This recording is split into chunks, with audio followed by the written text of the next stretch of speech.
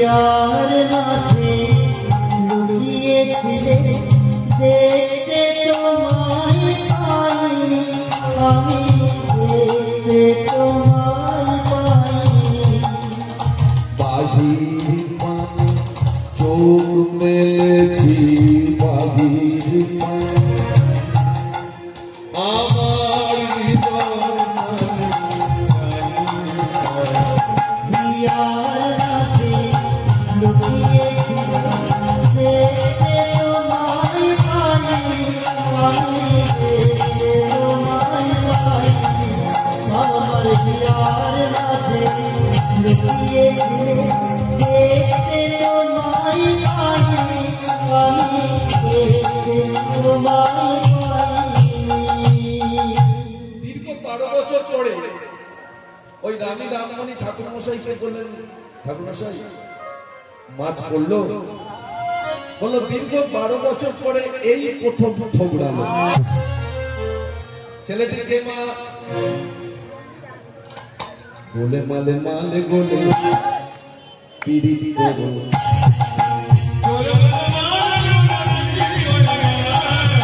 গোলে মালে মালে গোলে পিরিত করো গোলে মালে মালে গোলে পিরিত করো আমার পিরিতি কাঠালে রাখা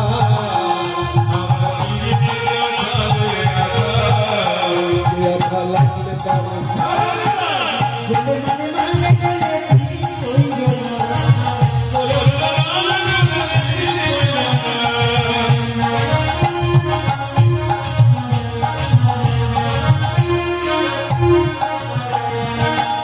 তোমার পিরিত কারা করেছিল? এক পিরিতে শিব শ্মশান পাশে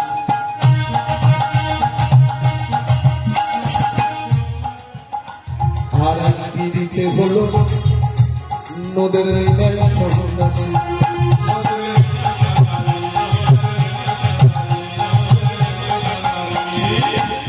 এক পিরিতে শিব শ্মশানবাসী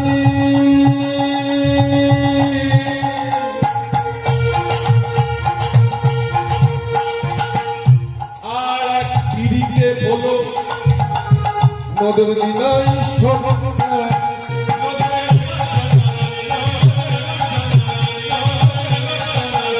আমার পিরিতি কাঠালে রাখা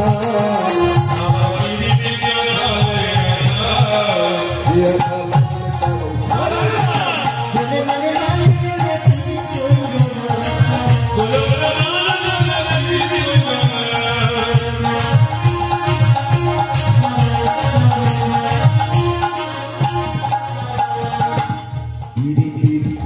রীতি জানা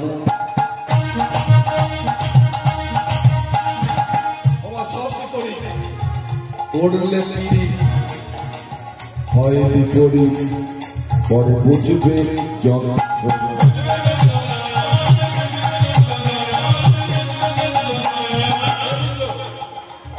একজন ব্রাহ্মণের ছেলে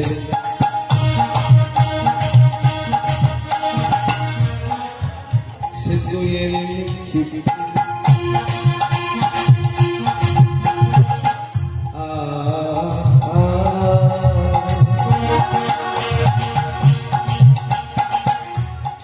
পিড়ি করে ভোপার মেয়ের পা ধুয়ে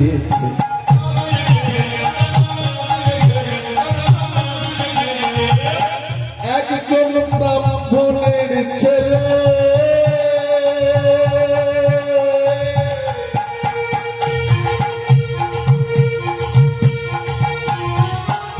সে তো এমনি খিকি গেলে পিড়ি করে ভোপার মেয়ের পা ধুয়ে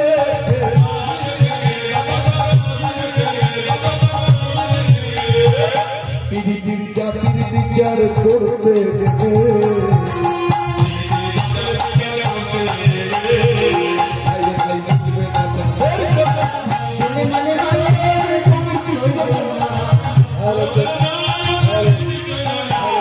গোলে মালে মালে গোলে পিরিত করো গোলে মালে মালে গোলে মালে মালে গোলে মালে মালে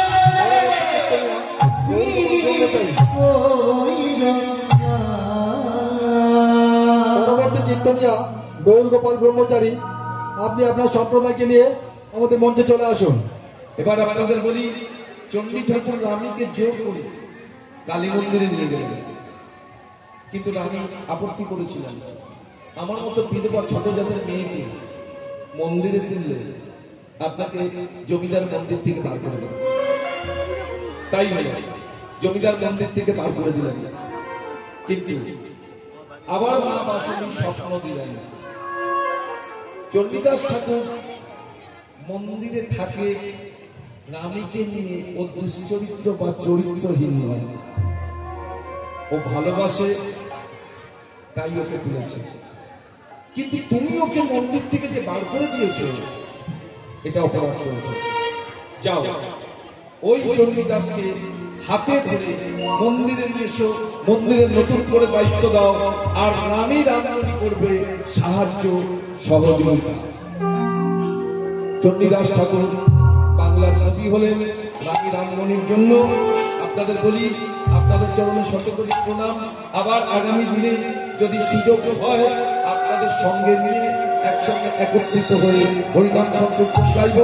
যাওয়ার আগে পরবর্তী কীর্তনে ধন্যবাদ।